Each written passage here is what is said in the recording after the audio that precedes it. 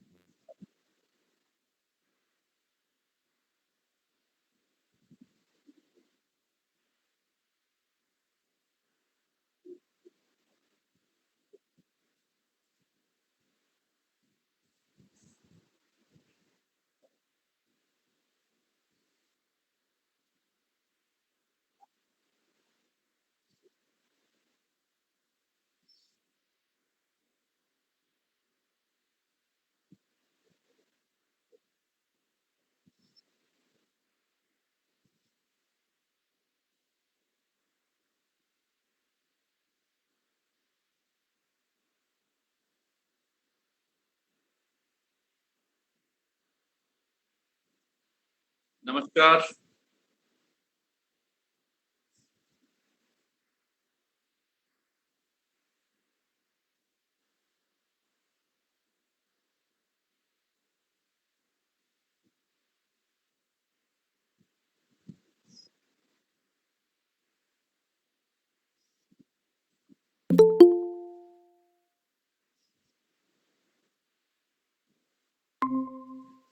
सभी को सुप्रभात।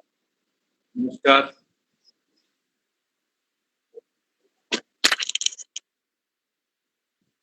सर नमस्कार, नमस्कार। हाँ, हाँ। ओके, नमस्कार, नमस्कार। हाँ, ठीक है। जी, ओके, ठीक है। नमस्कार, नमस्कार। हाँ, ज़रूर। मैंने कहा मेरी आवाज़ आ रही है ना? मैंने कहा ट्राई कर लेती हूँ। ओके, ठीक है, ठीक है। मैं अभी हाँ, ओह नमस्कार। नमस्कार। मेरी आवाज आ रही है? नमस्कार, नमस्कार। नमस्कार। Can you all hear me? मेरी आवाज आ रही है?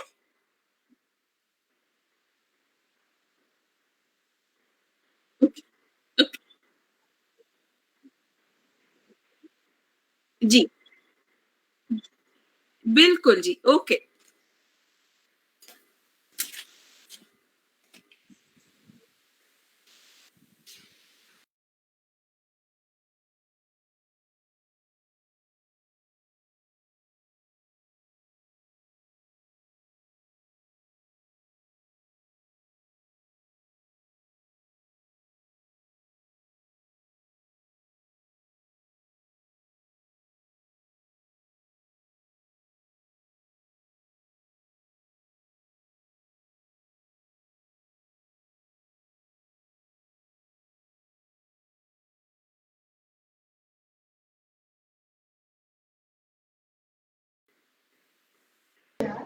नहीं ये प्लीज स्टार्टिंग से पहले का चलेगा कर ले अपना तो सब परिचय तो दे दे। जोयता जी हम आपको अपना सबका परिचय दे दें। हाँ हाँ आप मैं सामने जो मास्क जैसा कुछ लगाए बैठा हूँ वो म्यूजिक का बंदा नहीं हूँ, मैं फिजिक्स का बंदा हूँ। लेकिन यहाँ म्यूजिक से क्या है, थोड़ा आवाज़ ही पहचान वाला थोड़ा अच्छा लगता है, इसलिए इनके साथ आज म्यूजिक के बारे में बातें सुनने आया हुआ हूँ। और अब मैं म्यूजिक के लोगों की तरफ आपको मोड़ देता हूँ। ये डॉक्टर संजीव कुमार जी हैं जोयता जी, और फिजिक्स डिपार्टमेंट से हैं, और हमारा टेक्निकल वाला फील्ड सारा ये, और मधुर जी संभाल रहे हैं, मधुर रिसर्च स्कॉलर हैं। ये अंजलिका मैडम के रिसर्च स्कॉलर हैं मधुर पंचाल, और ये असिस्टेंट प्रोफेसर हैं एक स्टानी मेमोरियल कॉलेज में। जी एंड ये नमस्कार श्वेता जी, आपको मैंने बहुत ज्यादा परेशान किया है और मैं हूँ डॉक्टर अंशु, और आज आपका जो सेशन होगा वो मैं ही कंडक्ट करने वाली हूँ जी। आपका स्वागत है मैडम। ओके, बिल्कुल जी, बिल्कुल अंशु जी। एंड जोयता जी, मेरा नमस्कार। मैं डॉक्टर प्रभा भारद्वाज, यही हूँ संगीत विभाग में। एंड बस इतना सही मेरा परिचय है, कुछ खास नहीं। डॉक्टर प्रभा भारद्वाज। जी जी, बहुत अच्छा लगा आप हमारे इस वेबिनार में आई हैं। बस अब हम thank you so much for inviting me. मुझे भी बहुत अच्छा लग रहा है आप सबसे मिलके। Thank you. same here. And now we are going to start our first session and be online, please. Okay, please do mute yours from your side. Okay, Arshit ji, आप भी अभी के लिए म्यूट कर लीजिएगा, जब आपकी बारी आएगी तब हम आपको कह देंगे। ठीक है सर। हमने आपको अच्छा ठीक है, हमने सबको म्यूट कर लिया है।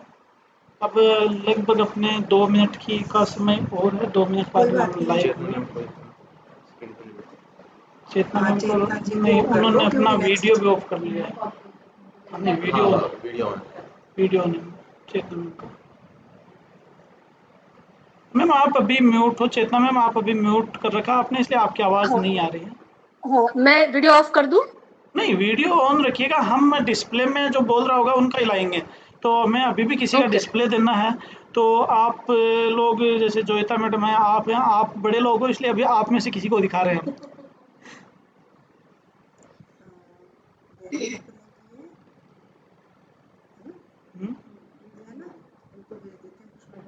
हाँ, भेज दो भेज दो भेज दो।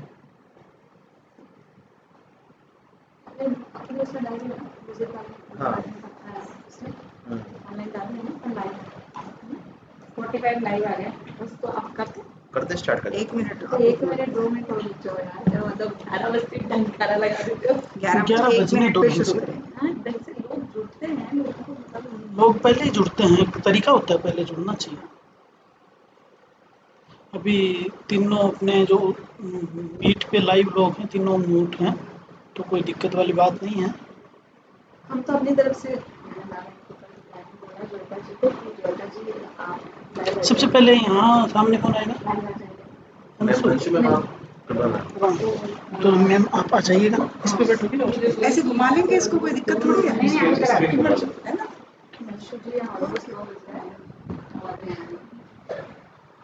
मैं आपकी तरह लाइव नहीं हो सकती, मैम सॉरी मैम, हमें ये लगा कि हम टेस्ट कर रहे थे, सबको लाइव ले तो बोला इट्स ओके। मैं उनको मैसेज कर दी, मैडम आप प्लीज लाइव आ जाइए। मुझे दिखा दीजिएगा कि मैं कैसे दिख रही हूँ। इस बॉक्स में जैसे दिख रहे हो वैसे दिख रहे हो। और वो ईयर प्लग लगा लूँ? ईयर प्लग लगा लूँ? आप लगाना चाहो लगा ईयर प्लग लगाओगे तो फिर उनकी आवाज जरूरत नहीं है, आप बिना ईयर प्लग के भी जा सकते हैं। हाँ, वो तो वैसे कल बहुत अच्छी आवाज वॉइस में वो आ रहा था, क्योंकि सारी वॉइसेस नहीं कल अच्छी आ रही थी। बहुत अच्छी आवाज आ रही थी कल। मैम स्टार्ट कर दीजिए। श्री गणेशाय नमः। आप स्टार्ट कर दीदी मास्क हटा लो। आप स्टार्ट कर दीजिए। दीदी मास्क हटा लो। बिल्कुल ही हटा लो।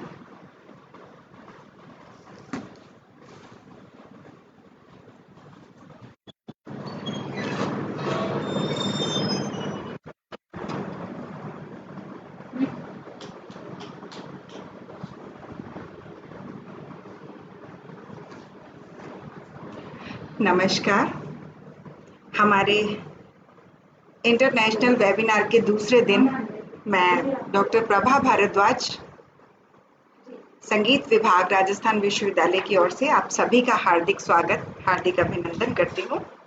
और समय व्यर्थ ना करते हुए मैं हमारी former dean and head of the department माननीय प्रोफेसर माया रानी टाक जी को शुभकामना संदेश के लिए आमंत्रित करती हूँ। तो आशा करती हूँ कि आपने कल काफी आनंद उठाया होगा और काफी ज्ञान भी अर्जन किया होगा, क्योंकि इतना ज्ञानवर्धक सेशन हमको लगा कि हम ही मंत्रमुग्ध हो गए थे। तो मैं आप लोगों से भी उम्मीद यही करती हूँ कि आपने भी उसको ज्ञानवर्धन भी किया होगा अपना। तो अभी आपके सामने मैडम माया रानी टाक जी।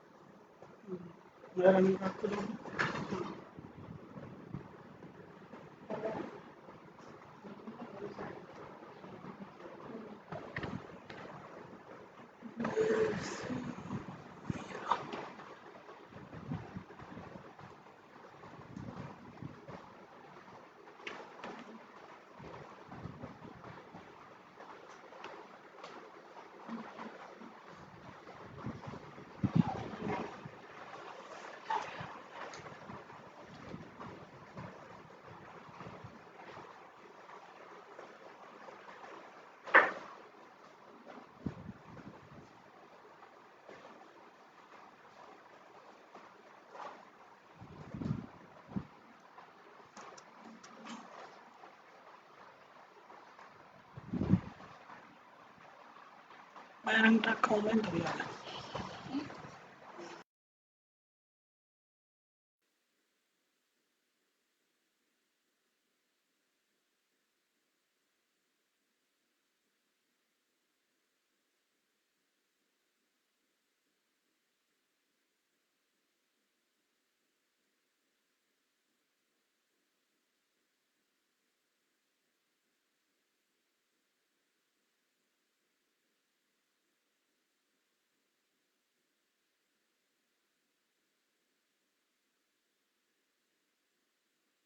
नमस्कार, मैं प्रोफेसर माया रानी टाक, पूर्व अधिष्ठाता ललित कला संकाय एवं पूर्व विभागाध्यक्ष संगीत विभाग राजस्थान विश्वविद्यालय जयपुर।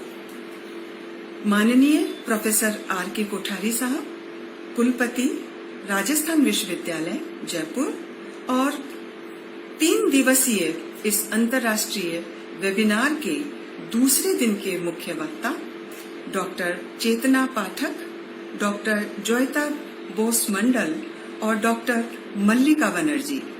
आप तीनों ही किसी परिचय की मोहताज नहीं हैं। संगीत जगत में आपने बहुत नाम कमाया है। मैं आप सभी का हार्दिक अभिनंदन करती हूँ और स्वागत करती हूँ। साथ ही इस वेबिनार में उपस्थित सभी विद्वानजन, कलाकार, शिक्षक साथीगण, विद्यार्थी और प्रतिभागीगण का मैं हार्दिक स्वागत करती हूँ। आज सारा संसार कोरोना जैसी महामारी से जूझ रहा है।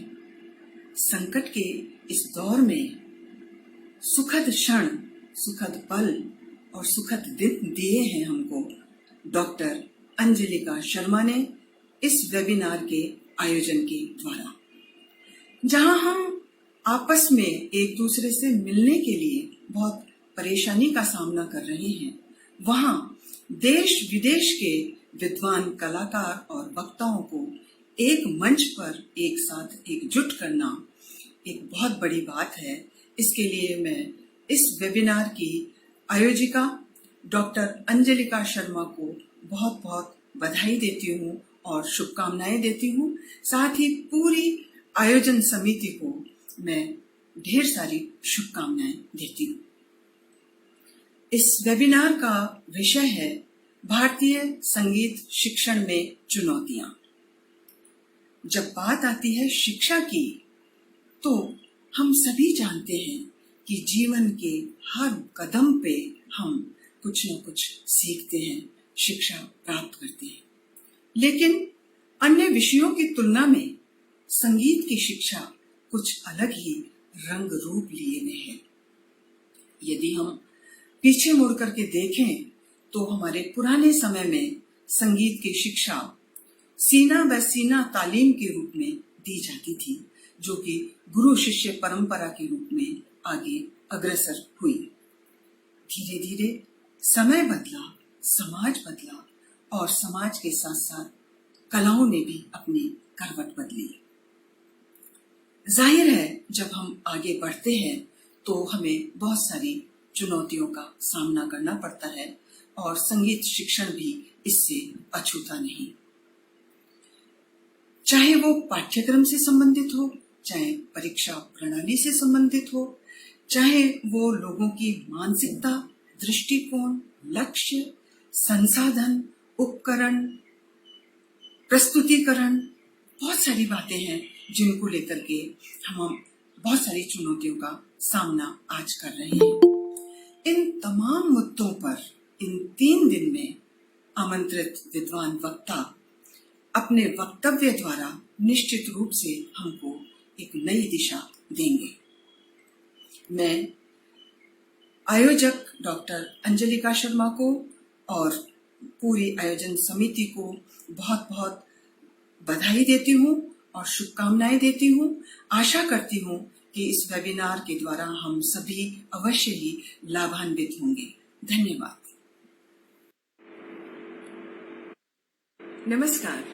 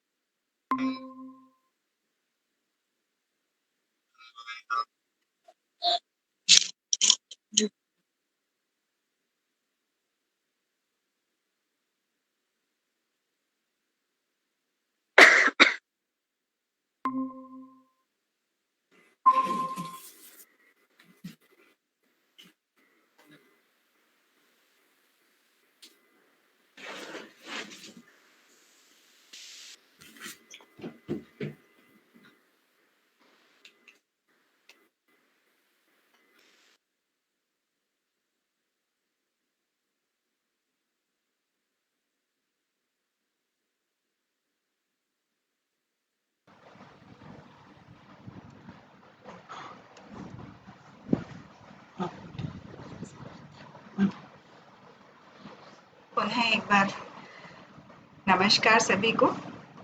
और अब हम अपने सत्र प्रारंभ करने जा रहे हैं अंतर्राष्ट्रीय वेबिनार के। आज हमारे 3 वैल्यूएबल स्पीकर्स हैं। पहले सत्र में डॉक्टर चेतना पाठक जी, दूसरे सत्र में डॉक्टर जोयता बोस जी और तीसरे सत्र में डॉक्टर मल्लिका बनर्जी जी। मैं आप तीनों का अपने विभाग की ओर से हार्दिक स्वागत करती हूँ, अभिनंदन करती हूँ। और हम पहले सत्र की मुख्य वक्ता हमारी डॉक्टर चेतना पाठक जी के बारे में आपको परिचित करवाना चाहूँगी। कला जगत में आपका जाना माना नाम है। आप किराना घराना के अंतर्राष्ट्रीय ख्याति प्राप्त राष्ट्रीय संगीत गायिका पद्म भूषण डॉक्टर प्रभा अत्रे जी की मुख्य शिष्याओं में से एक हैं और आपने उनसे ठुमरी, दादरा व टप्पा इनकी शिक्षा विधिवत ली है और ले भी रही हैं। और संगीत आपको विरासत में मिला है। आपको संगीत की प्रारंभिक शिक्षा अपने माता पिता श्रीमती मदना बनावत जी और श्री राम नारायण बनावत जी से प्राप्त हुई है। ग्वालियर घराने के पंडित बाला साहेब पुछवाले से भी टप्पा गायकी की शिक्षा आपने ली। आप हिंदुस्तानी शास्त्रीय गायन, उप शास्त्रीय गायन, ठुमरी, दादरा, टप्पा में आकाशवाणी की ए ग्रेड आर्टिस्ट हैं। आपको राष्ट्रीय स्तर पर शास्त्रीय गायन में सांस्कृतिक स्रोत एवं प्रशिक्षण केंद्र नई दिल्ली एवं HRDD सांस्कृतिक विभाग द्वारा राजस्थानी मान गायन के हेतु छात्रवृत्ति भी प्राप्त हुई है। राजस्थान संगीत नाटक अकादमी जोधपुर द्वारा शास्त्रीय गायन में छात्रवृत्ति हेतु आपका चयन हुआ। आप ICR की हिंदुस्तानी शास्त्रीय गायन में चयनित कलाकार भी हैं। आपने राष्ट्रीय स्तर के मुख्य संगीत सम्मेलनों एवं संस्थाओं में गायन की सफल प्रस्तुतियां दी। आप व्याख्यान, प्रदर्शन व कार्यशालाएं भी आयोजित कर चुकी हैं। आपको राष्ट्रीय स्तर के प्रमुख कलाकारों, विद्वानों, कला मर्मज्ञों एवं सुधी श्रोताओं का स्नेहाशीष भी प्राप्त होता रहा है और होता रहता है। आप राज्य एवं राष्ट्रीय स्तर के विभिन्न प्रतियोगिताओं में विजयी रही हैं। आपने कई पुरस्कार एवं अवार्ड्स भी प्राप्त किए हैं, जैसा कि सुरमणि सुर श्रृंगार संसद Mumbai, master Madan award, डॉगर award, मानद सुरश्री अवार्ड, सुर संगम संस्थान जयपुर, महाराणा फतेह सिंह अवार्ड एवं महाराणा राज सिंह अवार्ड, महाराणा मेवाड़ उदयपुर अवार्ड, राज्य स्तर पर अकादमी युवा पुरस्कार, राजस्थान संगीत नाटक अकादमी जोधपुर पुरस्कार, स्वर्गीय श्री सीताराम जी दीक्षित एवं श्री मालती देवी दीक्षित शास्त्रीय गायन पुरस्कार, गान वर्धन पुणे पुरस्कार, संगीत सुरनंदन अवार्ड कोलकाता, शास्त्रीय संगीत कला रत्न सम्मान वृंदावन आदि। आप इन अनेक सम्मानों से सम्मानित हो चुकी हैं। गुरु डॉक्टर प्रभा अत्रे जी द्वारा रचित शब्द स्वर रचनाएं लगभग 500 से भी अधिक बंदिशें पुस्तकें स्वर रागिनी, स्वर रंजनी एवं स्वर रंगी में हैं, जो आपके द्वारा ही गाई गई हैं। 2 CD पुस्तकों के साथ उपलब्ध है। उल्लेखनीय है कि चेतना जी ने राष्ट्रीय स्तर पर 1995 में आयोजित श्रीमती अल्लाह जिलाई बाई स्मृति मांड गायन प्रतियोगिता में प्रथम पुरस्कार भी प्राप्त किया है।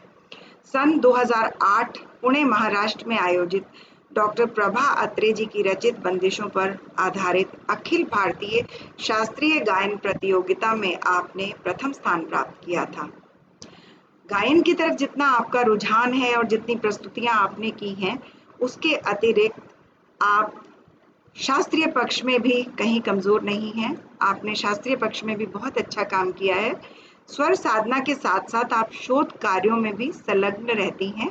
आपके अनेक लेख पत्र पत्रिकाओं में प्रकाशित हो चुके हैं।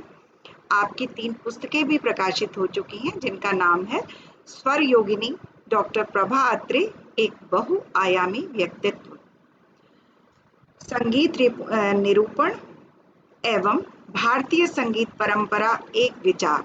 ये 3 पुस्तकें आपकी प्रकाशित हो चुकी हैं और आप बचपन से ही आपका संगीत में रुझान रहा है।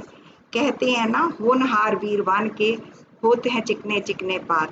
तो आप इस पे बिल्कुल खरी उतरती हैं। तो अब मैं बहुत अधिक समय नहीं लूंगी। मैं आमंत्रित करती हूँ डॉक्टर चेतना पाठक जी को। आपके सामने चेतना जी, आपका स्वागत है।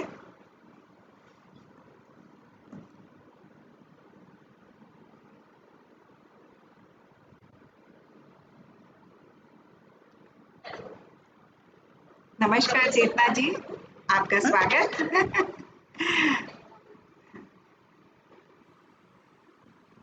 सबसे पहले तो मैं राजस्थान विश्वविद्यालय संगीत विभाग की विभाग प्रमुख का धन्यवाद ज्ञापित करती हूँ कि उन्होंने मुझे अपने अनुभवों को शेयर करने का एक मौका दिया है। बहुत ही चुनौतीपूर्ण विषय इस वेबिनार के लिए चयन किया गया है। उसके संगीत शिक्षण और मंच प्रस्तुति की चुनौतियों के बारे में मैं थोड़ा, जितना मेरा अनुभव है, मैं प्रकाश में लाना चाहती हूँ। कल भी भट्ट साहब और अनुपमा मैडम दोनों का ही व्याख्यान बहुत ही सुंदर था। काफी सारी चीजें कल बहुत कुछ आ चुकी है, लेकिन कुछ जो मेरे विचार है, मैं उसको प्रस्तुत करना चाहूंगी।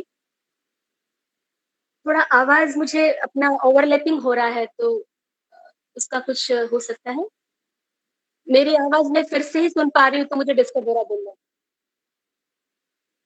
हेलो हेलो, अभी भी सुन पा रही हूँ मैं।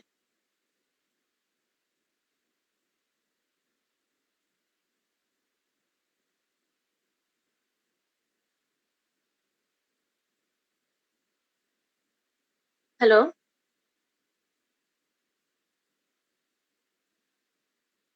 हाँ, लेकिन मुझे आवाज़ रिपीट होके आ रही है।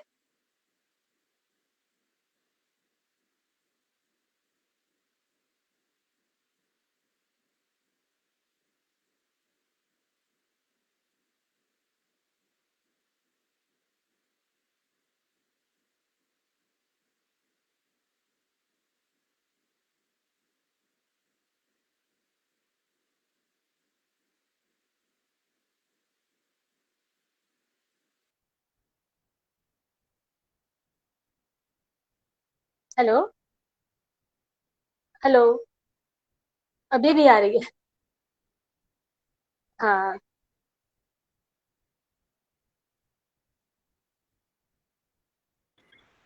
अ, मेरे ख्याल से सिर्फ मेरे ख्याल से स्पीकर के अलावा बाकी सबको म्यूट होना पड़ेगा। Hello? Hello? Hello?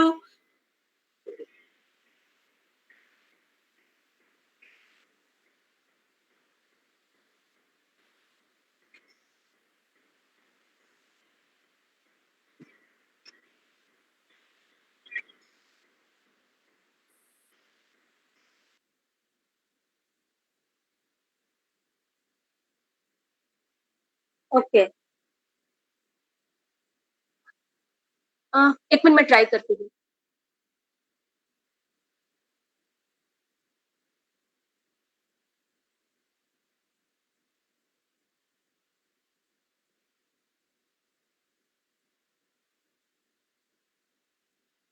Hello? Hello? अभी भी आ रही है, मैं चेक कर रही हूँ अपना साउंड तो ओवरलैपिंग हो रहा है।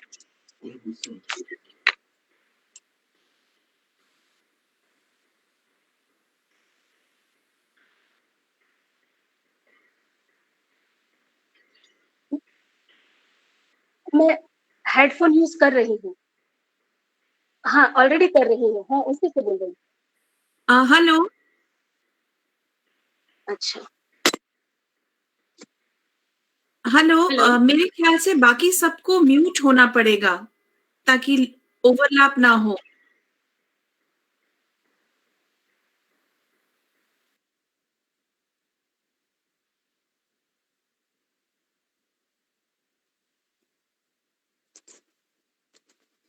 एक सेकंड।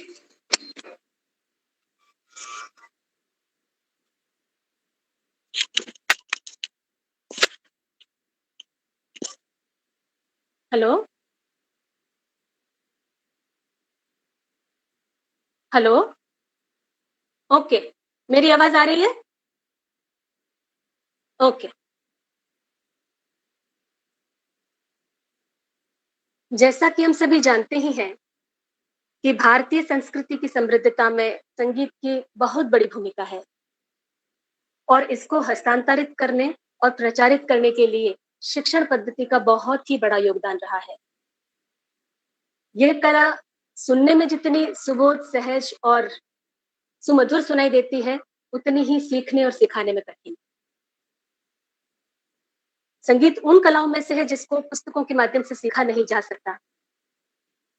इसे गुरुमुख की तालीम द्वारा ही सीखा जा सकता है। पुस्तक में लिखा गया सार सिर्फ हम पढ़ सकते हैं, उसको गा नहीं सकते। उसे किस प्रकार गले से निकालना चाहिए, उसका लगाव कैसा रहे, हम यहाँ तक सुनते हैं कि प्रत्येक राग का सा भी अलग होता है, क्योंकि जहाँ हम श्रुतियों की बात करते हैं, वहाँ बारीकियाँ बहुत आ जाती हैं और ऐसी गहन और गूढ़ विषय को लेकर के हम पुस्तकों के माध्यम से उसको पार नहीं पा सकते। स्वरों की शुद्धता, उसका स्वरों का सच्चापन, ये सभी गुरु की साथ में तालीम से ही संभव हो पाता है।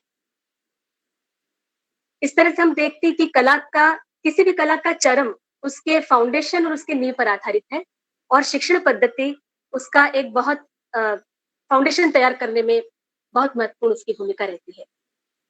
जीवन के यूँ तो प्रत्येक पहलू में चुनौतियाँ होती ही हैं, जैसे एक सिक्के के 2 पहलू रहते हैं।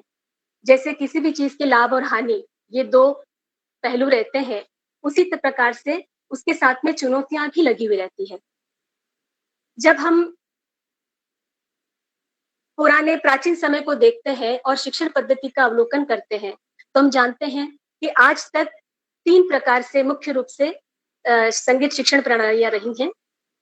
गुरु शिष्य परंपरा, संस्थागत शिक्षण, उसके बाद में विद्यालय, महाविद्यालय और विश्वविद्यालय संगीत स्तर पर भी शिक्षण कार्य, और अत्याधुनिक ऑनलाइन लर्निंग टीचिंग का भी एक प्रावधान आज शुरू हो गया है, जो कि समय की मांग है। जब हम गुरु शिष्य परंपरा की बात करते हैं, चुनौतियां वहां पर भी मौजूद थी। गुरु के घर पर ही शिष्य रहकर 10-12 साल शिक्षण ग्रहण करता था। स्वर लगाव से लेकर के तानबाजी तक जितनी बारीकियां होती थी, रागों के निर्वाह में जो बारीकियां होती थी, जहां हम तोड़ी का गंधार, भैरवी का गंधार, भैरव का गंधार, इनको भी डिफरेंशिएट करते हैं, और जहां हम 2 श्रुतियां गंधार की मानी गई हैं और 22 श्रुतियों के अलावा भी हम उपश्रुतियों की बात भी करते हैं, वहां उसकी गहराई हमें समझ में आती है कि संगीत कितना गहन विषय है सोचने विचारने के लिए। तो इस प्रकार की जो चीजें थी, वो शिक्षण प्रणाली वो गुरु शिष्य परंपरा से ही अच्छा निर्वाह उसका हो सकता था। लेकिन साथ ही साथ कई चीजें, चुनौतियां उसमें भी थी। बहुत सारी चीजें ऐसी होती थी कि कई बार स्टूडेंट्स को भी कड़ी तपस्या करनी पड़ती थी। कई बार 10 चीजें, कई बार ऐसा होता था कि गुरु के सानिध्य में रह करके स्टूडेंट, विद्यार्थी बहुत बाध्यता का भी महसूस करता था। अगर सिखाया गुरु ने तो सीखना है। कई बार उनकी ऐसी चीजें जो कि नहीं आनी चाहिए, अनुकरण नहीं होना चाहिए, वो भी विद्यार्थी सीख जाता था। और इस प्रकार से कई सारी चुनौतियां, एक समय में सीखते समय में बहुत सारी चीजों को याद रखना, ये भी अपने आप में चुनौतीपूर्ण स्थिति थी। लेकिन फिर भी हम इस चीज को नकारा नहीं कर सकते कि गुरु शिष्य परंपरा ही एक ऐसी है जो कलाकार पैदा करती है, जो गुरु शिष्य परंपरा द्वारा ही कलाकार पैदा होते हैं। दूसरी तरफ जब अब हम आज के शिष्यों की बात करते हैं, तो आज का शिष्य गुरु शिष्य प्रणाली को नहीं आत्मसात कर सकता, क्योंकि उसको बहुत सारी चीजें एक समय में सीखनी होती है। उसको कॉलेज में शिक्षण भी प्राप्त करना है, उसको प्लेबैक सिंगिंग, बैकग्राउंड म्यूजिक भी गाना है, उसको कवर पेज भी बनाना है, उसको साथ में टीचिंग भी करना है और सीखना भी है। तो एक साथ में जमाने की रफ्तार के साथ में 10 चीजें उसको साथ में करने की वजह से वो आज का समय भी ऐसा नहीं है कि ये एक ही समय में गुरु शिष्य परंपरा के द्वारा सीखा जाए।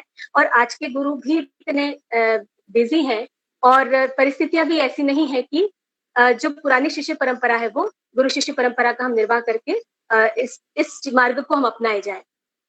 समय बदलता गया और सामाजिक व्यवस्थाओं में भी परिवर्तन होता गया, और धीरे धीरे गुरु शिष्य प्रणाली का भी किसी हद तक लोप होता गया।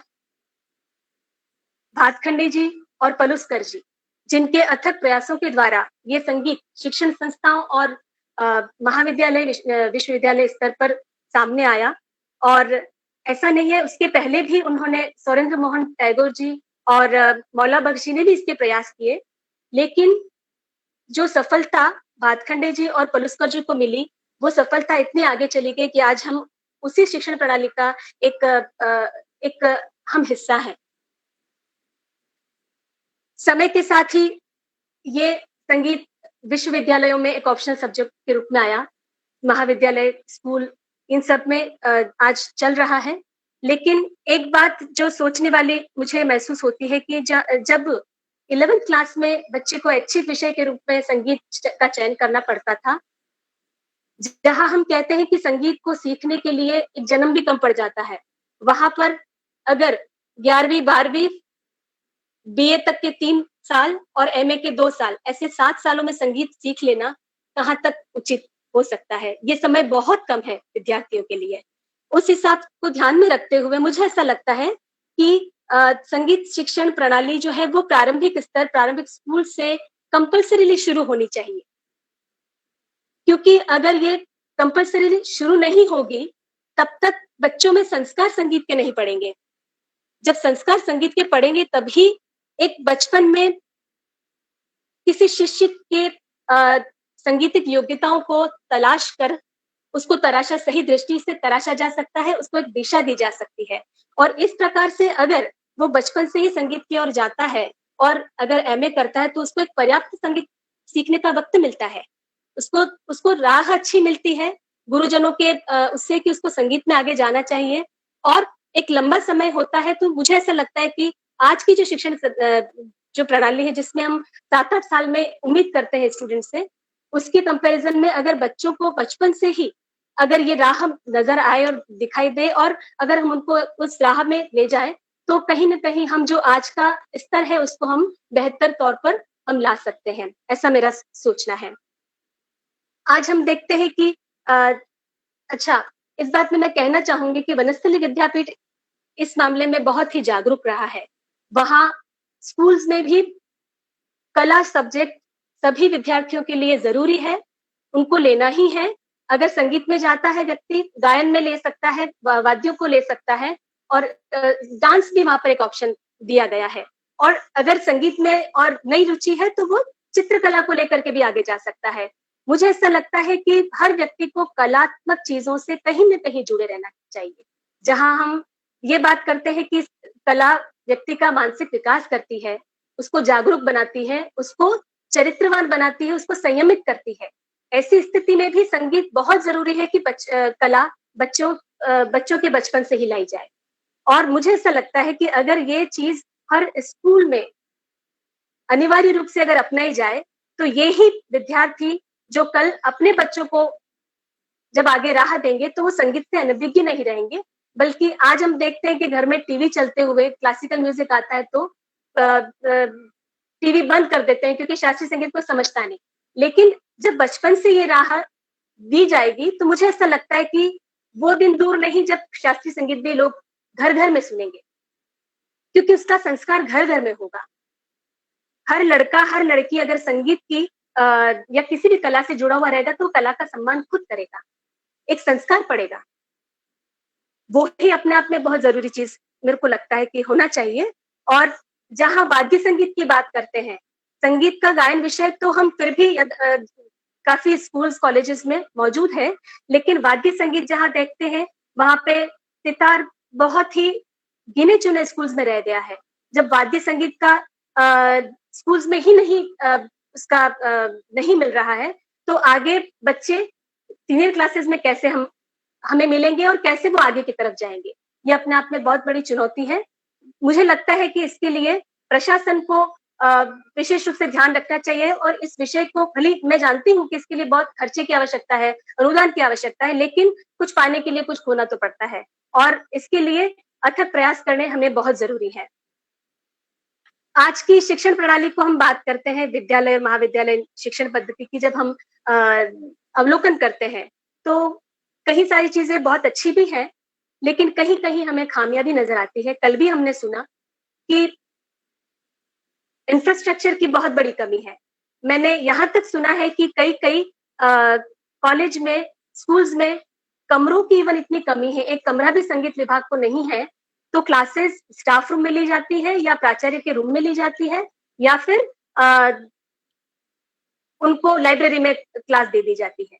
तो जब हम वातावरण ही पैदा नहीं कर रहे हैं, जब हमें एक कमरा ही संगीत के लिए नहीं उपलब्ध हो रहा है किसी को, तो हम संगीत के भविष्य की क्या कल्पना कर सकते हैं?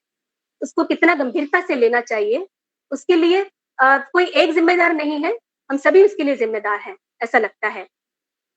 दूसरी चीज, जहां शिक्षकों की अपर्याप्तता है, जहां पर विद्यार्थियों की अपर्याप्तता है, ये भी बहुत बड़ी चुनौती है।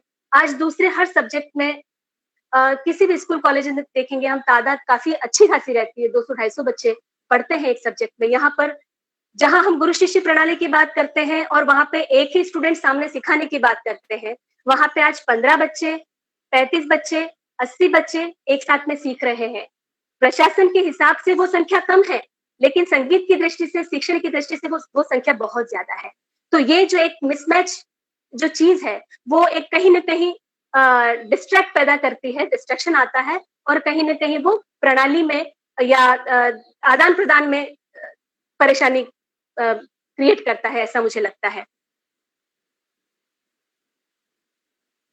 जब हम देखते हैं कि वाद्य यंत्रों की कमी कॉलेज स्कूल में रहती ही है, इंस्ट्रूमेंट्स को अपडेट नहीं किया जाता है, मेंटेनेंस नहीं हो पाता उनका। इवन इलेक्ट्रॉनिक तानपुरे तबले ने इतना गहराई से अपना स्थान बनाया है, उसके फायदे भी हुए हैं, लेकिन नुकसान हम देख सकते हैं कि जहाँ तानपुरा बजा के जो माहौल होता है, जो संस्कार जो बनता है, जो वातावरण क्रिएट होता है, जो सच्चाई स्वर की होती है, वो मशीन नहीं दे सकती हमें। वो एक सब्स्टिट्यूट, एक उसका पहलू है कि विद्यार्थियों को तानपुरा मिलाना ना पड़े और उनको घर पर अवेलेबल रियाज के लिए हो जाए। लेकिन अगर हम ऐसा सोचेंगे तो उनको तानपुरा मिलाना कभी आएगा ही नहीं। वो दिन दूर नहीं कि जब तानपुरा वो देख ही नहीं पाएंगे। कई बार यूनिवर्सिटी कॉलेज में तानपुरा पड़ा रहता है, उसको मिलाया नहीं जाता, उसको मेंटेनेंस नहीं हो पाता। बच्चे लोग तानपुरा जानते हैं लेकिन और अन्य इंस्ट्रूमेंट्स के बारे में जानते ही नहीं। तो मुझे ऐसा लगता है कि इसके प्रति हम ही लोग जिम्मेदार हैं, जो हम लोग शिक्षण संस्थाओं में जो काम करते हैं, उसको हमारे सब्जेक्ट के प्रति हमें ही एक गहनता और गंभीरता से देखना चाहिए। हम जब देखेंगे तो स्टूडेंट भी उतने ही गंभीरता से उस चीज को लेंगे। हम अगर सिर्फ एक नौकरी कर रहे हैं और नहीं है, जवारी नहीं हुई है तब भी चलता है, ये सब खुद ध्यान नहीं देंगे तो ये सब चीजें मुझे नहीं लगता है कि ये बहुत अच्छी बात है। जहां समूह में सिखाने की कठिनाइयां हैं, शिक्षण संस्थाओं को देखते हैं तो सभी सामूहिक रूप से ही क्लासेस होती हैं, उसमें विद्यार्थी क्या गा रहे हैं, टीचर के लिए भी बहुत बड़ी चुनौती है कि 80 क्लास के ग्रुप को, ऐसा सुना है मैंने संस्थाओं में 80 बच्चे एमए में हैं और वो साथ में गाते हैं। टीचर के लिए बहुत बड़ी चुनौती है कि वो सिखाए कैसे 80 बच्चों को, उसमें कौन क्या गा रहा है, एक फ्रेज भी लिया तो उस फ्रेज का को कितना वो समझ पा रहा है। जहां हम एक आवर्तन तबले का विलंबित एक ताल का इतना टाइम लेती है, हम एक बच्चों से हम सुनने की हमें उम्मीद रहती है कि वो क्या सीखा है, क्या गा रहा है। वहां एक आवर्तन आलाप सुनना भी मुश्किल है उस 45 मिनट और 50 मिनट के क्लास में। तो ये अपने आप में कहीं न कहीं हमारा जो एक नीति है, शिक्षा नीति, वो अपने आप में उसके बारे में सोचने की आवश्यकता है, ऐसा मुझे लगता है। पाठ्यक्रम में इतनी, जहां हम गुरु शिष्य प्रणाली में बात करते हैं और सुनते हैं कि किसी गुरु से 1 साल में 1 राग सीखा है हमने, 1 साल में 2 साल में 1 राग सीखा है, क्योंकि एक साधे सब सधे, ये हमारे संगीत में बहुत अच्छे से चरितार्थ होती है कहावत कि एक राग की आपने बारीकियों को जान लिया और उसको आपने बहुत अच्छे से काम किया, तो उसके बाद आप 5 राग 10 राग कैसे आप सीख लेंगे, आपको पता ही नहीं पड़ेगा, क्योंकि इतना एक राग को इतना बारीकी से आपने अध्ययन कर लिया। लेकिन उसके विपरीत आज शिक्षण संस्थाओं में 1 साल में 16 राग, 1 साल में 15 राग, 10 राग, बीए तक, ये एक बहुत बड़ी अपने आप में चुनौती है कि इस चीज को कैसे हैंडल किया जाए। दूसरी चीज, शिक्षकों की जो चयन की जो प्रणाली है, वो अपने आप में उस पर भी विचार होना चाहिए। जहां नेट और स्लेट को लेकर के जहां चयन होता है, जो बच्चा मंच की तरफ अग्रसित है और वो थ्योरी की तरफ जिसका ध्यान नहीं है, या वो कहीं न कहीं कम पड़ जाता है, ऐसी स्थिति में वो नेट स्लेट का एग्जाम पास नहीं कर पाता और हम एक अच्छे टीचर को ऐसी स्थिति में खो देते हैं। क्योंकि हमारा संगीत है वो मंचीय संगीत है, हमारा मंचीय कला है, तो वो परफॉर्मेंस से ही उसको हम न्याय दे सकते हैं। तो कहीं न कहीं टीचर का परफॉर्मेंस भी बहुत उम्दा होना जरूरी है। और आज हम सभी जानते हैं कि जगह-जगह जब इंटरव्यूज वगैरह होते हैं तो कई लोगों के मुंह से ऐसा सुनने में आता है कि नहीं बस हो गया है, वो कोई क्वालिटी नहीं है। तो हमारे इंटरव्यू करना और करवाना और किसी का सिलेक्शन करना हमारी बाध्यता नहीं होनी चाहिए, इसमें ये हमें ध्यान रखना चाहिए। कहीं न कहीं प्रणाली जो परीक्षा सिस्टम है वो भी इतना प्रश्नवाचक है। ऐसा सुना है मैंने कि कई जगह तो जब एग्जामिनर एग्जाम लेने जाते हैं, मार्क्स पहले से ही वो, जब बच्चे को जानते नहीं, उनका लेवल उनको पता नहीं, नाम पता नहीं, लेकिन वो पहले से ही मार्क्स रखे, एक फॉर्मेलिटी हो गया एक तरह से। तो मुझे लगता है कि ये चीजें शायद मैं जो बोल रही हूँ कुछ वो किसी को अच्छा न लगे, लेकिन फिर भी आज की स्थिति है, इसको हम नकार नहीं सकते। तो ये जो चीज है इसको हम ही लोगों को संभालना है। हम लोग जब अपने विषय में ईमानदार होंगे और हम अपने कार्य के प्रति जागरूक होंगे, तो बच्चों को भी समझ में अपने आप आएगा और वो हमारे सब्जेक्ट के प्रति, हमारे प्रति भी ईमानदार और रिस्पेक्ट करेंगे वो। तो रिस्पेक्ट के लिए जरूरी नहीं कि बच्चों को डांट डपट करके उनको ये अंदाजा दिया जाए कि बस टीचर से डर लगे तो अपने आप में उसका सम्मान है, ये नहीं। बट टीचर का काम, उसके कार्य के प्रति ईमानदारी, बच्चों के प्रति जागरूकता, ये बहुत बड़े तत्व है जो कि बच्चों को सिंसियरिटी अपने कार्य के प्रति और ये सिखा देता है। और मुझे लगता है कि ये आजकल के बच्चे बहुत समझदार हैं इन चीजों में। वो जानते हैं कौन टीचर अच्छा काम कर रहा है, या कहाँ पे कुछ मिलने वाला है, या कहाँ क्या प्राप्त हो सकता है। तो टीचर्स को भी जागरूक रहना और ईमानदार रहना बहुत जरूरी है। आज हम जानते हैं कि देश के प्रशासन में, RS-IS में भी कला सब्जेक्ट को लेकर के कोई नियुक्ति नहीं है। जैसे कल मैडम ने भी कहा था कि प्राचार्य को भी कला का ज्ञान होना चाहिए। बिल्कुल सच बात है, क्योंकि कई शिक्षण संस्थाएं जो संगीत से ही जुड़ी हुई है, ये विडंबना है हमारे कहीं न कहीं सिस्टम की कि संगीत संस्था में कोई दूसरे विषय का व्यक्ति उस डिपार्टमेंट को लीड कर रहा है जो उस विषय के बारे में कुछ भी नहीं जानता। तभी ये प्रॉब्लम्स आती हैं कि जब वाद्य को ठीक करवाने की बात की जाती है तो प्रिंसिपल या कोई भी ये कहता है कि इसकी क्या जरूरत है। जैसे कि भट्ट साहब ने कल कहा था कि 3 बाकी के तारों से काम चला लीजिए, मुख्य तार नहीं है तो क्या हो गया। तो उन संस्थाओं में संगीत के ही लोग जो कि उसको आगे बढ़ाए, ऐसे लोग होना चाहिए, ऐसी लोगों की वहां पे नियुक्ति होनी चाहिए। दूसरी चीज एक मैं बात और करना चाहूंगी कि जैसे हम जानते हैं कि गुरु शिष्य परंपरा कलाकार पैदा करती है, और हम ये कहते सुनते ही हैं और जानते भी हैं कि यूनिवर्सिटी, कॉलेज कलाकार पैदा नहीं करता, वो कांसेन पैदा करता है। लेकिन ये बात भी सच है कि जहां शास्त्र की हम बात करते हैं तो शास्त्रकार क्यों नहीं पैदा करता? फिर जब कलाकार पैदा नहीं कर सकता तो शास्त्रकार क्यों नहीं करता है? मुझे ऐसा लगता है कि कहीं न कहीं हमारी शिक्षा नीति में चेंजेस होने चाहिए। जहां आज ITC में संगीत के विद्यार्थियों को शिक्षा प्राप्त हो रही है और उनमें से बच्चे कलाकार भी बन रहे हैं, कलाकार की बनने की ओर अग्रसर हैं, क्योंकि वो जो इंस्टीट्यूशन है वो पूरा संगीत के लिए बच्चों को मंचीय ही उनका सहयोग करके उनको एक दिशा देने की काम कर रहा है। क्या हम ऐसा नहीं कर सकते कि संगीत की भी ऐसी ब्रांचेस हो, ऐसी शाखाएं हो? आज हम बायोटेक्नोलॉजी में देखते हैं कि 12-12, 13-13 ब्रांचेस रहती है उनकी। क्या हमारे विषय में ब्रांच नहीं हो सकती कि एक मंचीय कला को लेके ब्रांच हो और दूसरा शास्त्र को लेके ब्रांच हो, म्यूजिकोलॉजी को लेकर के, कि जिसमें रोजगार को भी लेकर के आगे बहुत अच्छी बात आ सकती है, और मंचीय कला को सिखाने वाले लोग ऐसा हो, जो कलाकार पैदा करने वाले यूनिवर्सिटी में ऐसे लोग हो जो कि कलाकार हो स्वयं में, और वो ही व्यक्ति आज बच्चा आगे जाए जिसको कि संगीत के प्रति लगन, रुझान और जिसमें टैलेंट है। ऐसे लोग उन अच्छे गुरुओं से शिक्षण संस्थाओं में शिक्षा प्राप्त करके अपना एक कलाकार पैदा कर सकते हैं और हो सकते हैं।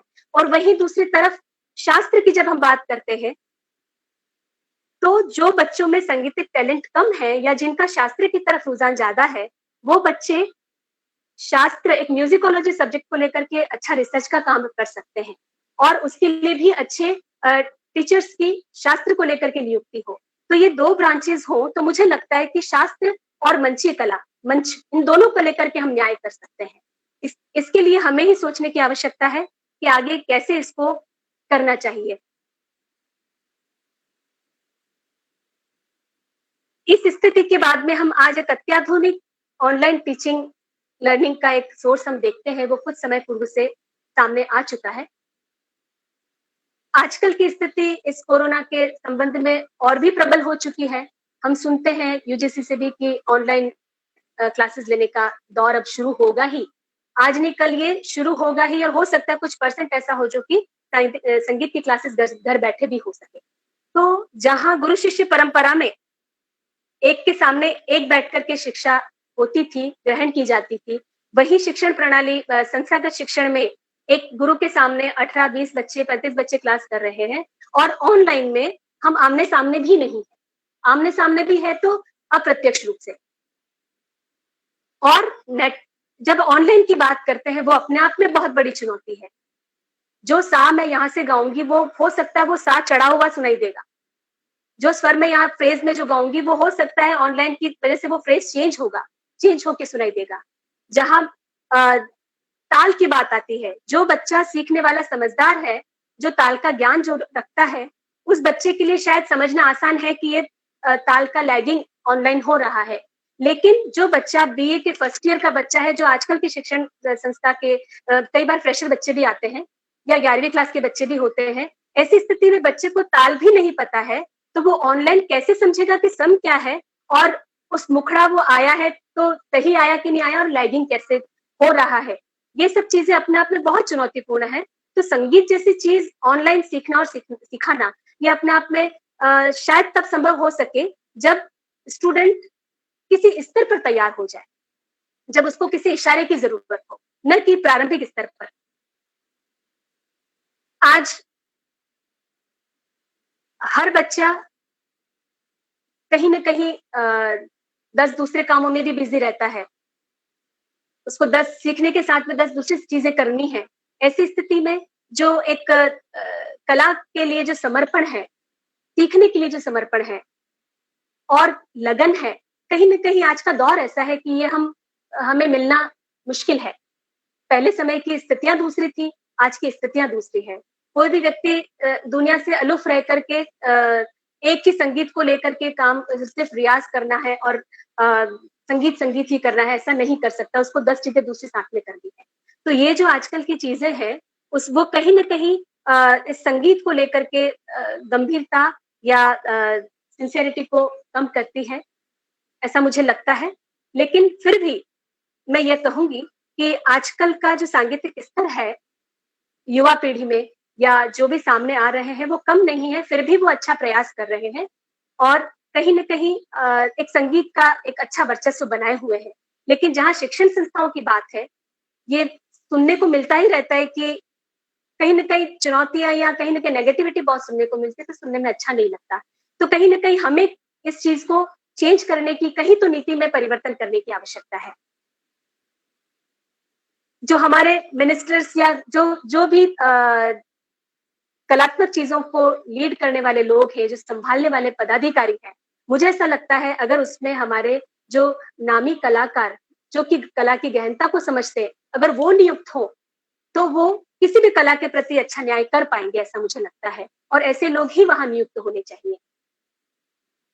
कोई व्यक्ति जो कला से बिल्कुल भी जुड़ा नहीं है, वो व्यक्ति अगर कला चीज को अगर गवर्न करे तो वो हम जान सकते हैं कि उसका क्या रिजल्ट रहेगा। अब आज की मंची प्रस्तुतियों को देखें, उसमें भी बहुत बड़ी चुनौतियां हैं। प्राचीन समय में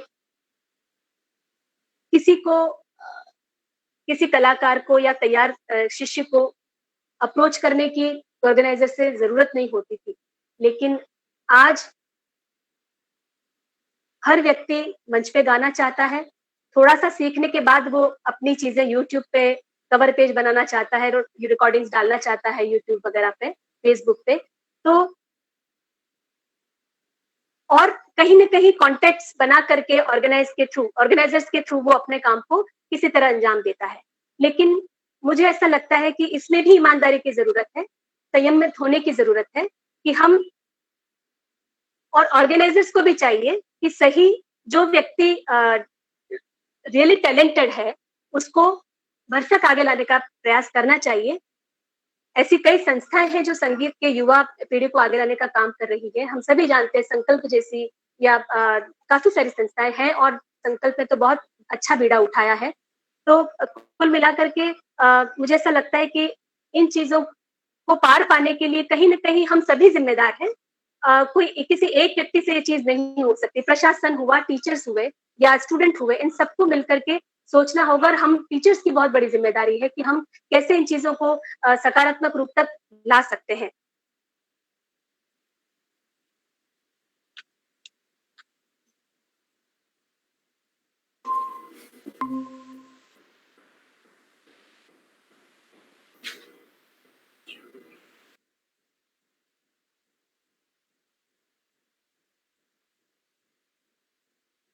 मंचीय कलाकार, हेलो, आवाज आ रही?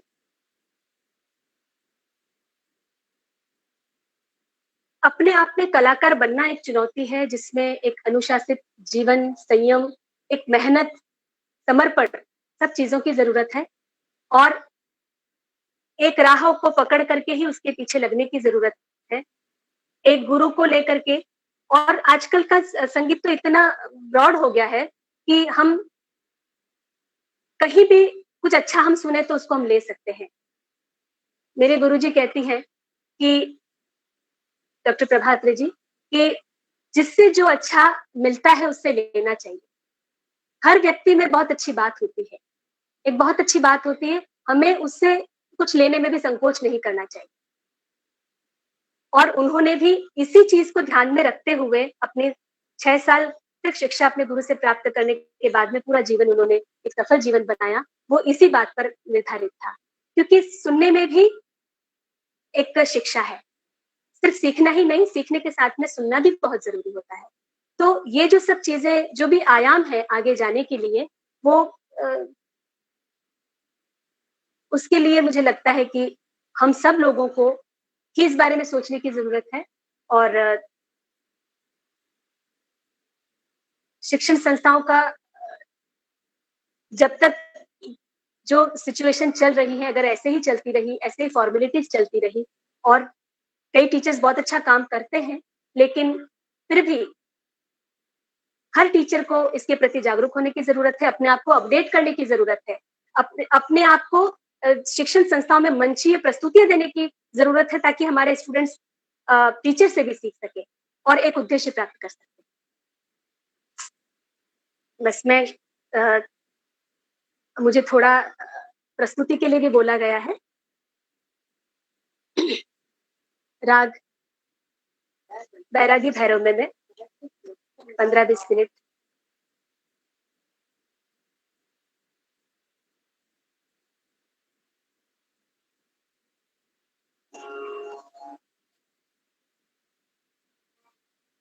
आवाज, हेलो, आवाज आ रही?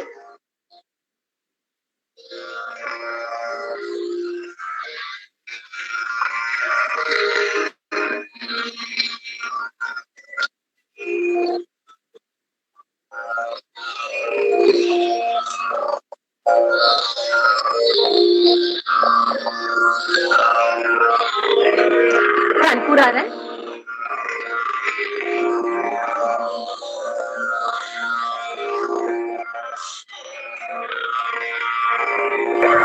बैरागी भैरव में जो विषय में प्रस्तुत कर रही हूँ, गुरु जी द्वारा रचित है। लाउड आ रहा है? अच्छा, अब ठीक है?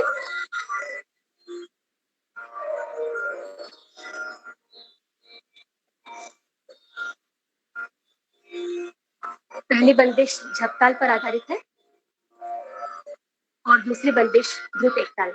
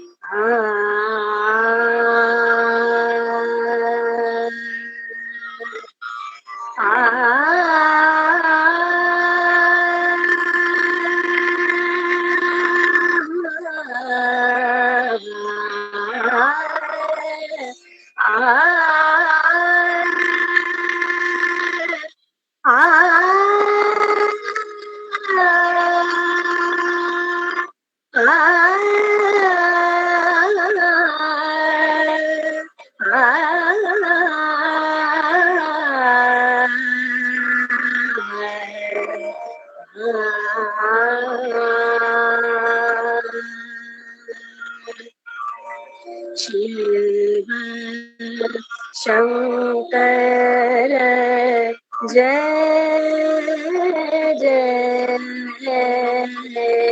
शिव शंकर जय जय शिव शंकर जय जय शिव शंकर जय जय शिव शंकर जय जय शिव शंकर पार्वती परमेश्वर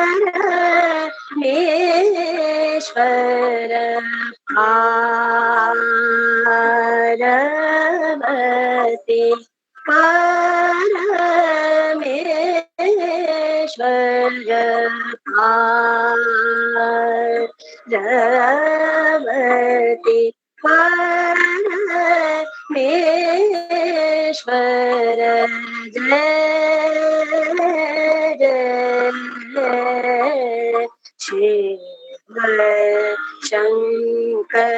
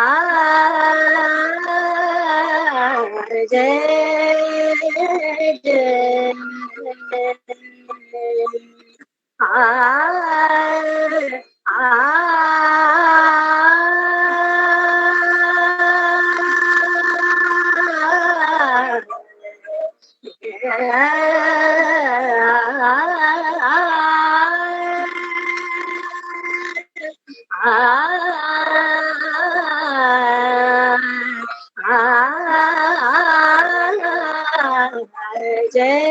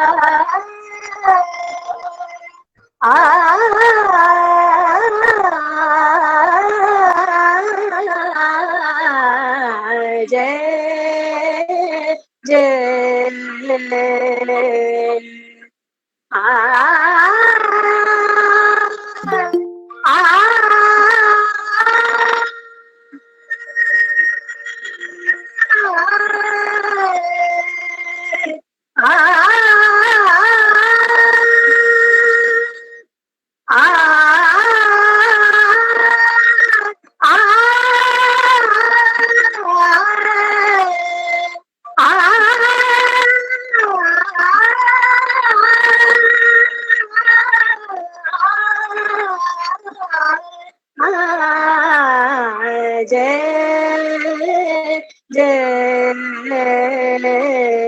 शिव शंकर जय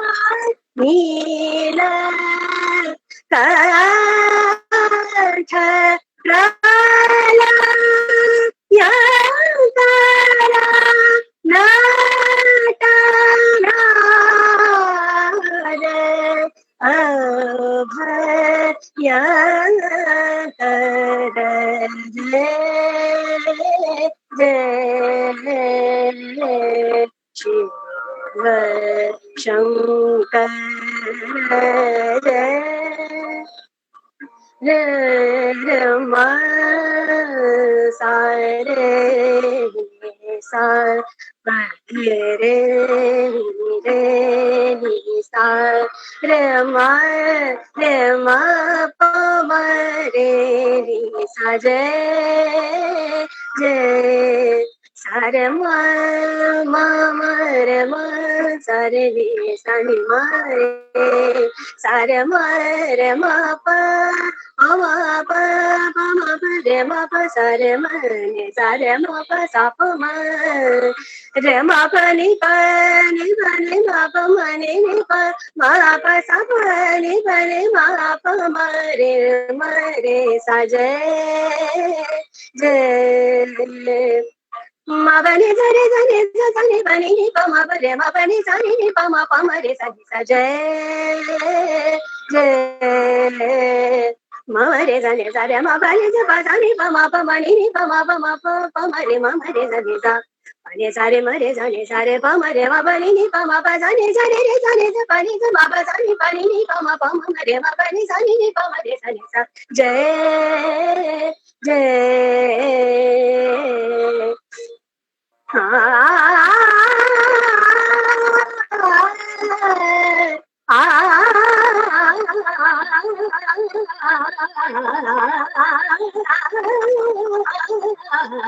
जय जय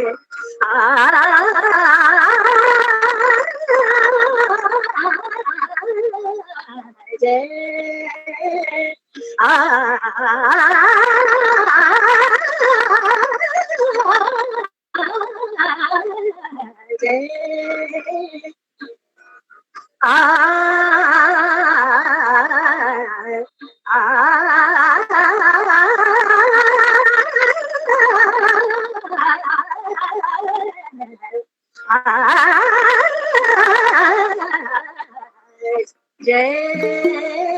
जय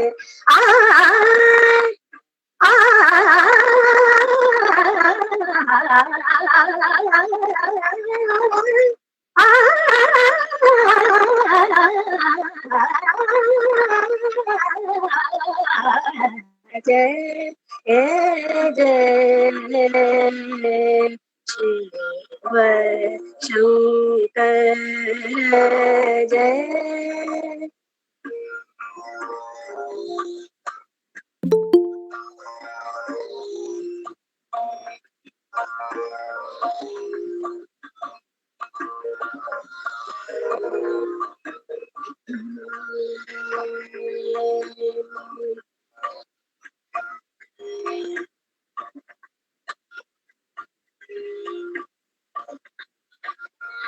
जागो जागो जोगिया, जागो जागो जोगिया, जागो जागो जोगिया, जागो जागो जोगिया, जागो जागो जोगिया, जागो जागो जोगिया, जागो जागो जोगिया, जागो जागो जोगिया, बाट तक किया, जागो जागो जोगिया, जागो जागो जागो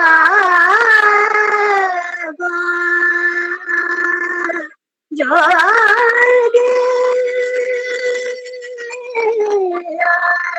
जोगिया।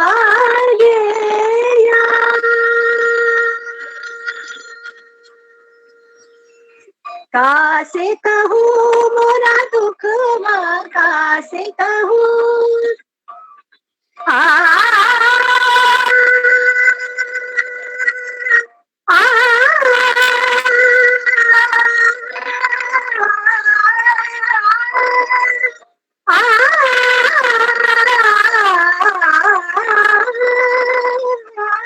कासे कहूँ मेरा दुख कासे कहूँ मेरा दुख कैसे धीर धरे मानवा, जागो जागो जोगिया, जागो जागो जागो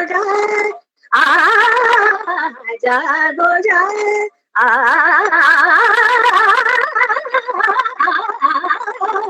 जागो जागो जोगिया,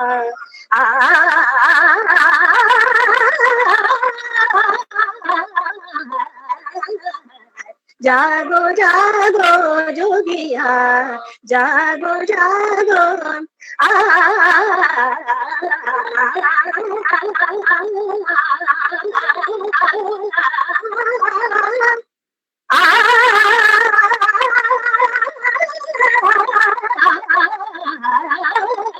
जागो जागो जोगिया, जागो जागो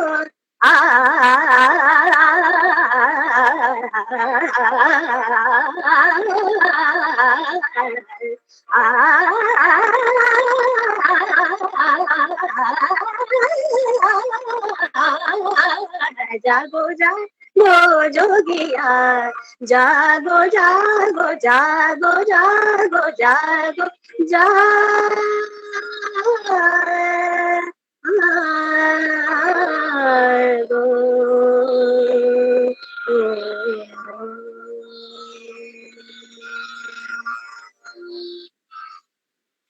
अब मंच प्रस्तुति की जहाँ बात है, मैं समझ सकती हूँ वहाँ पे आपको कैसा सुनाई दे रहा होगा।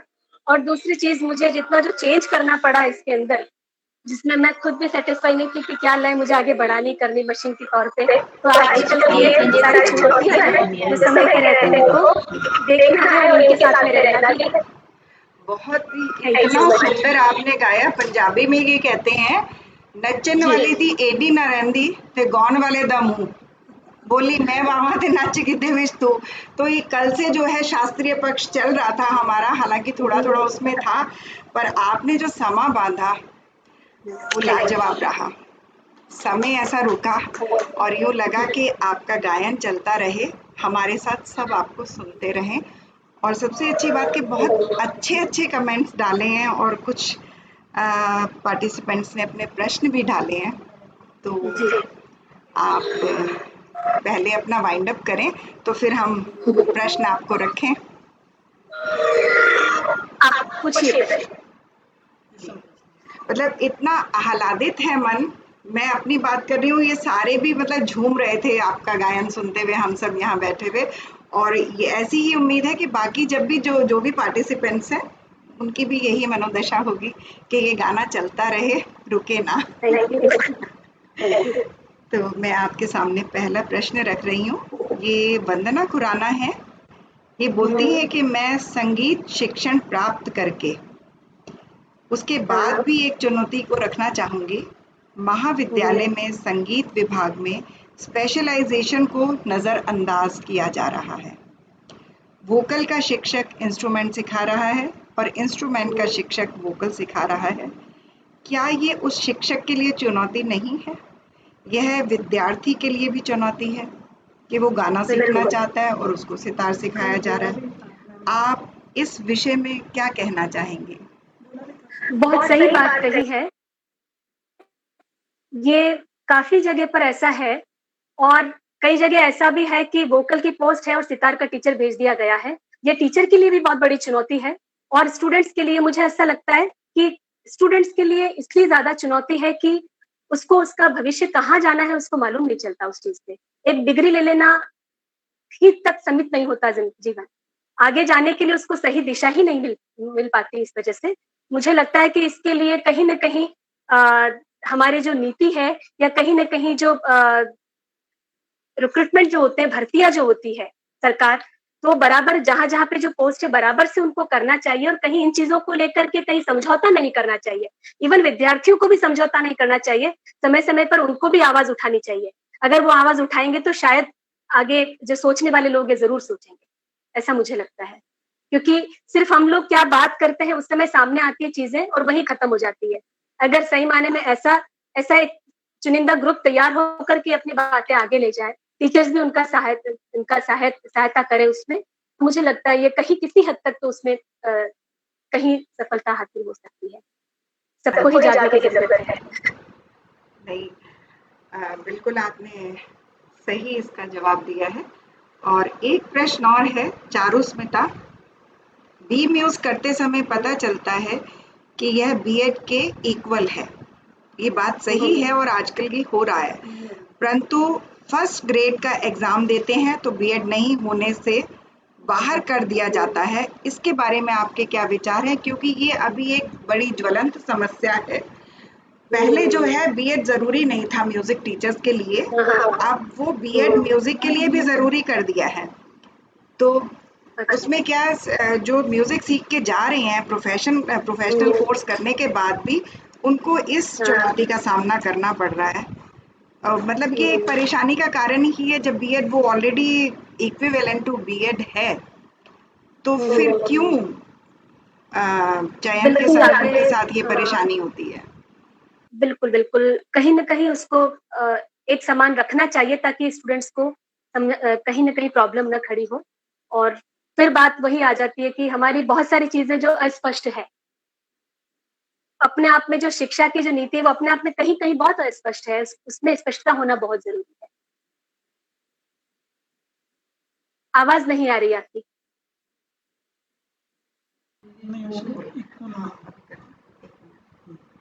आपने अभी अपने वक्तव्य में ये बताया था कि नीतियां जो बनी हैं वो वास्तव में संगीत के जानकार नहीं हैं, तो उनका जो उनकी नियुक्ति होती है तो ऐसे लोगों की नियुक्ति होनी चाहिए जो संगीत के जानकार हैं और नीतियां बनाते समय वो इसका ध्यान रखें। तो ये नहीं, मुझे संगीत आपकी के बात हाँ हाँ जी बहुत अच्छी लगी। सुझाव आपने बहुत अच्छे अच्छे दिए हैं, जैसे सितार स्कूल्स में नहीं है और कॉलेज में भी, अब तो मैं कहूँगी कि आपको कॉलेज में भी समाप्त हो रहा है क्योंकि वहाँ के प्रिंसिपल्स इसको नहीं अलाउ कर रहे हैं, वो चाहते हैं। अभी बिल्कुल मैं सही। अपना एक छोटा सा अनुभव 1 मिनट में आपको बताऊंगी। मैं 3-4 साल पहले वहाँ गई थी अजमेर एग्जाम लेने, तो वहाँ पे ये इंस्ट्रूमेंट बिल्कुल खत्म कर दिया गया था उस समय, और उस समय इंस्ट्रूमेंट का उन्होंने पहला साल बड़ी मुश्किल से खुलवाया और वो दोनों वोकल के ही थे असिस्टेंट प्रोफेसर्स। उन्होंने मुझे अपनी व्यथा बताई कि मैडम हम दोनों वोकल के हैं और यहाँ 3-4 साल से बिल्कुल खत्म हो गया है और हमें प्रिंसिपल अलाउ नहीं कर रही थी, पर हमने बहुत मिन्नतें करके इसको इंस्ट्रूमेंट को खोला है, हमने इंस्ट्रूमेंट म्यूजिक को, और ये पहला ही साल है इंस्ट्रूमेंट का 3-4 साल बंद रहने के बाद। तो ये बड़ी विडंबना है हमारे संगीत के लिए कि स्कूल में खत्म कर ही दिया है इंस्ट्रूमेंट, एंड वोकल भी खत्म कर दिया है 1st से 10th तक, और अब कॉलेजेस में भी प्रिंसिपल इसको सपोर्ट नहीं कर रहे हैं। तो ये हमारे लिए बहुत ही दुर्भाग्य की बात है। इसलिए जब तक हर व्यक्ति में कला के प्रति, संगीत के प्रति एक आदर भाव नहीं आएगा, तब तक ये चीज, और उसके प्रति जो एक इसकी जो गंभीरता है कला की, क्योंकि हमारी इन कलाओं के द्वारा ही हमारा जो भारत देश है वो अपनी संस्कृति के लिए विदेशों में पहचाना जाता है। आज देखिए आप, विदेशी लोग हमारी हर चीज को, कौन ध्रुपद नहीं गा रहा है वहां पे, काफी लोग ध्रुपद सीख रहे हैं, इवन कथक भरतनाट्यम सीख रहे हैं, ऐसी चीजें जो हमारी चीजें, शास्त्रीय संगीत सीख रहे हैं, तो वहां संगीत जा रहा है हमारा। तो यहाँ पर हर व्यक्ति को उसका एक आदर होना चाहिए। इसीलिए जैसे कि कल मैडम ने बोला था कि हर प्रिंसिपल जो कुर्सी देख रहा है उस व्यक्ति को हर सब्जेक्ट का पता होना चाहिए और खासतौर से कला का बिल्कुल उसको आदर होना चाहिए। और इसके लिए मैं सोचती हूँ कि जब ये स्कूल से जब ये परिपाटी शुरू होगी, आवश्यक रूप से संगीत सीखने की परिपाटी जब स्कूल से शुरू होगी, तभी जाकर के ये जो बच्चे आगे अपनी बागडोर संभालेंगे, ये उस कला के प्रति आदर कर पाएंगे, और जो ये चुनौतियां आज खड़ी है, कहीं न कहीं मुझे लगता है वो समाधान इस चीज का करें, ऐसा मैं सोचती हूँ। मैं रखूंगी। एक अंशु जी का प्रश्न है, वो आपसे कुछ करना चाह रही हैं प्रश्न। जी नमस्कार मैडम, मैं अंशु हूँ। हाँ जी, मैं आपसे बस इतनी सी जानकारी जानना चाह रही थी मैडम, क्योंकि आप बहुत सालों से प्रस्तुतियों से जुड़ी हुई हैं, आप एक बहुत ही अच्छी आर्टिस्ट हैं। तो मैडम संगीत को जब हम देखते हैं, और जैसे अभी आपने भी बोला कि केवल प्रस्तुति ही होनी चाहिए, या मतलब जो भी आपका था, पर मैडम मुझे सिर्फ इतनी सी बात बताइए कि अभी जैसे लॉकडाउन जो चल रहा है, अब इसके अंदर जो हमारी प्रस्तुतियां बिल्कुल बंद हो गई है, या फिर जैसे तकनीकी सहयोग से हम लोग अगर थोड़ा बहुत भी कर पाते हैं तो उसमें इतनी अच्छी क्वालिटी हम लोग नहीं दे पाते हैं। तो क्या जैसे अभी इस दौर ने हमें बहुत सी बातें सिखाई भी है, तो क्या आगे आने वाले समय में ऐसा कुछ हो सकेगा कि संगीत को हम प्रस्तुतियों के साथ और कहाँ पे हम इसको आगे ले जा पाएं? क्योंकि हम सभी लोग इस मतलब इस वेबिनार में इसीलिए इकट्ठे हुए हैं कि चैलेंजेस हम लोग देखें और हम उनके सुझाव लें, हम उनकी आलोचनाओं को ना देखें, पर हम उसको मतलब अपने एक अच्छे सुझाव के ढंग से उसको वहाँ प्रस्तुत करें, क्योंकि हमारे साथ बहुत सारे शोधार्थी जुड़े हुए हैं, हमारे साथ बहुत सारे विद्वत जन जुड़े हुए हैं, हमारे साथ जो बच्चा बिल्कुल नया संगीत में इंटरेस्ट ले रहा है, वो बच्चा भी हमारे साथ में जुड़ा हुआ है। और कहीं ना कहीं अगर ये जो नीतियां हैं, अगर क्योंकि अब बहुत ज़्यादा स्कूल्स में बंद हो चुका है, और स्कूल के बाद एकदम से अगर बच्चा 12th के बाद अगर लेता है तो वो उस पायदान पे पहुंचता है कि उसको 3 या 4 साल के बाद या तो प्रस्तुतिकरण या फिर उसको अपना भविष्य संगीत में देखना ही पड़ता है। तो एज ए परफॉर्मर आपकी क्या राय है, और हमारे सभी बच्चों के लिए आप क्या कहना चाहती हैं कि संगीत को आप प्रस्तुति के साथ कहाँ पे और भी ले जा सकते हैं, मतलब इसके जो विविध आयाम हैं उनको भी आप थोड़ा सा बताएं मैडम जी। वैसे हम सभी जानते हैं कि संगीत जो है वो मंचीय कला है, तो लेकिन फिर भी हर व्यक्ति कलाकार नहीं हो सकता, हर व्यक्ति शास्त्रीय गायक नहीं हो सकता। वैसे ही जैसे हम शास्त्रीय संगीत की बात करते हैं तो विधाएं भी अलग अलग, सभी को पता है, उसमें अपना एक अगर रुझान है तो जा सकते हैं। उसके अलावा भी लाइट म्यूजिक, अगर हम प्रैक्टिकल की बात करते हैं तो लाइट म्यूजिक भी गाना आसान नहीं है, अपने आप में बहुत मुश्किल, वो भी 3 मिनट में जो दिखाना होता है वो अपने आप में बहुत बड़ी चुनौती है।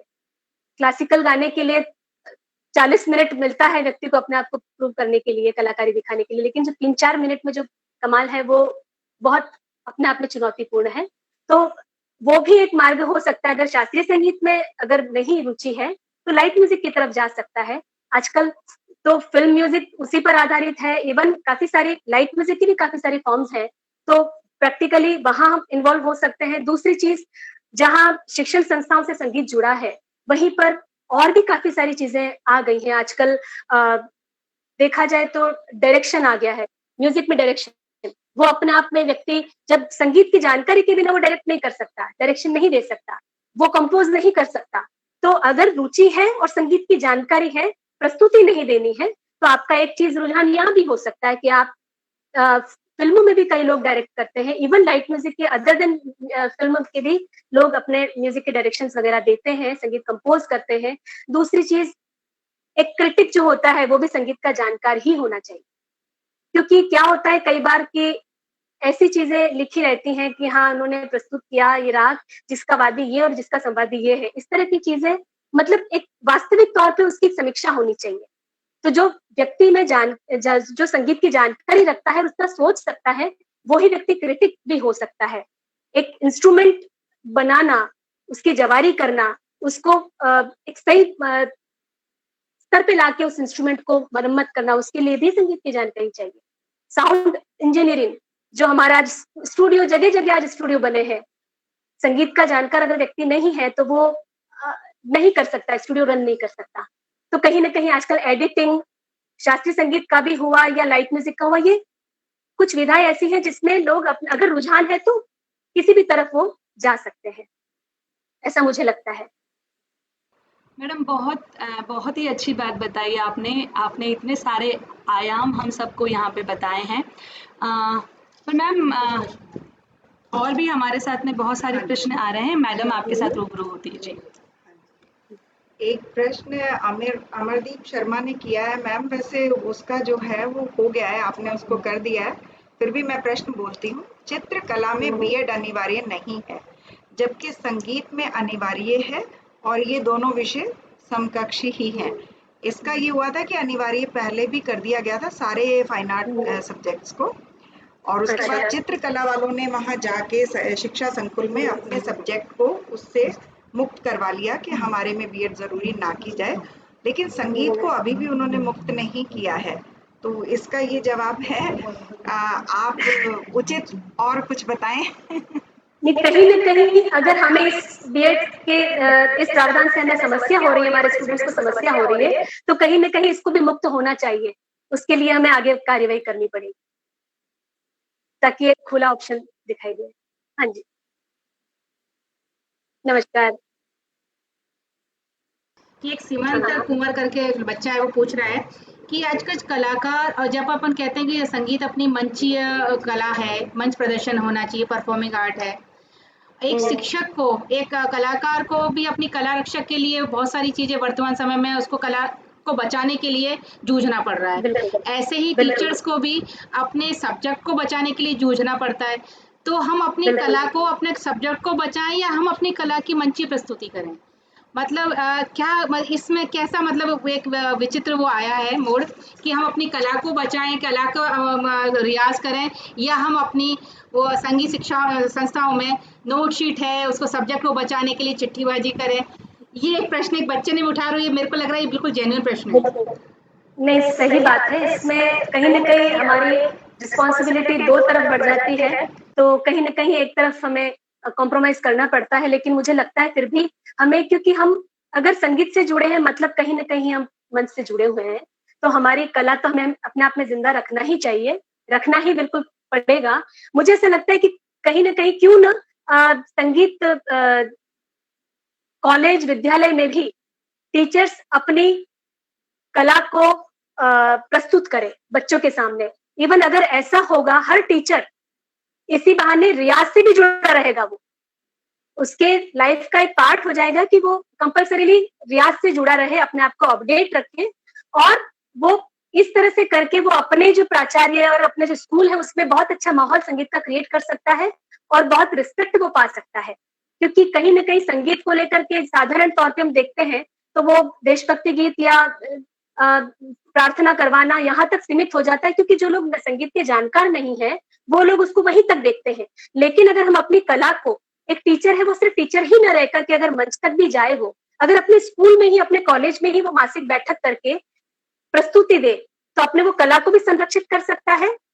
और बाहर अगर हम प्रस्तुति से जुड़े रहेंगे तो नेचुरली हम अपने आप को अपडेट रखेंगे, हम अपडेट रखेंगे तो आगे मंच तक भी जाएंगे। जरूरी नहीं हर व्यक्ति मंच पर प्रस्तुति दे, लेकिन फिर भी हमारी कला हमारे अपने जिंदा रहे।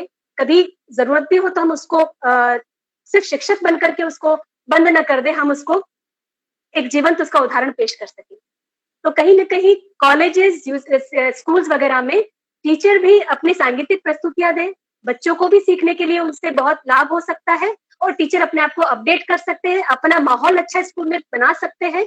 और क्योंकि संगीत का शौक तो साधारणतः सबको होता है, तो जब माहौल बनेगा स्कूल में, कॉलेज में, तो प्रशासन भी, मुझे लगता है जो ऊपर के लोग देखने वाले हैं वो अपने आप इस तरफ ध्यान दे।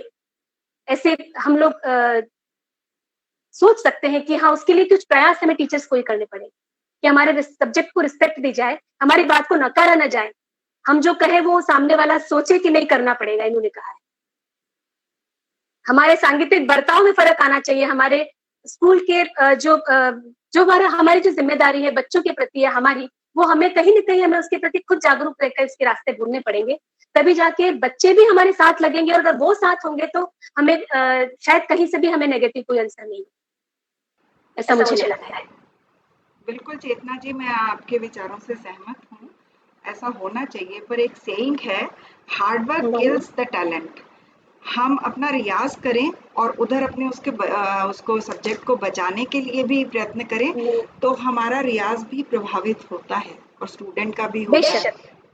तो उसमें मुझे लगता है कि ये थोड़ा सा नीतियां, जो आपने बोला ना, नीतियों में परिवर्तन होना चाहिए। और मुख्य बिंदु आपके जैसे इंफ्रास्ट्रक्चर वास्तव में बहुत कमी है हमारे यहाँ, उसमें भी इम्प्रूवमेंट चाहिए। एंड टीचर्स का परफॉर्मेंस जो आपने कहा, मैं उससे भी सहमत हूँ कि होना चाहिए, पर किन्हीं कारणों से संभव नहीं हो पाता कई बार, और कुछ टीचर्स करते भी हैं, ऐसा भी मैं मानती हूँ। और एग्ज़ाम एक फॉर्मेलिटी होती जा रही है, ये आप बिल्कुल सही कह रही हैं। क्योंकि मतलब मैं बहुत इसका खुलासा नहीं करना चाहूँगी, क्योंकि आप और हम सब इससे व्यथित हैं। कलाकार के साथ शास्त्रकार भी पैदा करें, इसका संगीत शिक्षा का ये उद्देश्य होना चाहिए कि आपने अपने वक्तव्य में कहा, जो बहुत ही इसका है अर्थ। और म्यूजिक एंड म्यूजिकोलॉजी अलग अलग होना चाहिए, ये भी आपने कहा। तो ये कैसे संभव हो सकता है? अभी तो फैकल्टीज की बहुत कमी रहती है, और म्यूजिक और म्यूजिकोलॉजी तो दोनों साथ ही साथ चलेंगे ना। अगर एक यूनिवर्सिटी में परफॉर्मेंस बेस्ड म्यूजिक का एक सब्जेक्ट हो तो वहां पे उस तरह के नियुक्तियां की जाए जिसमें कलाकार भी हो सकते हैं नियुक्तियों के लिए। वो कलाकार होंगे तो कलाकार बनने की तरफ कहीं राह हमें नजर आ सकती है। और ये एक ही कॉलेज में जैसे हम सितार और वोकल सब्जेक्ट चलता है, वैसे ही दो अलग भी हो सकते हैं, उसके अलग अलग दो इंस्ट्रूमेंट्स का भी, मतलब बहुत सारी फैकल्टीज उसमें हो सकती है, और उनको रोजगार को लेकर के भी ये चीज काफी अच्छे हद तक आगे जा सकती है, ऐसा मुझे लगता है।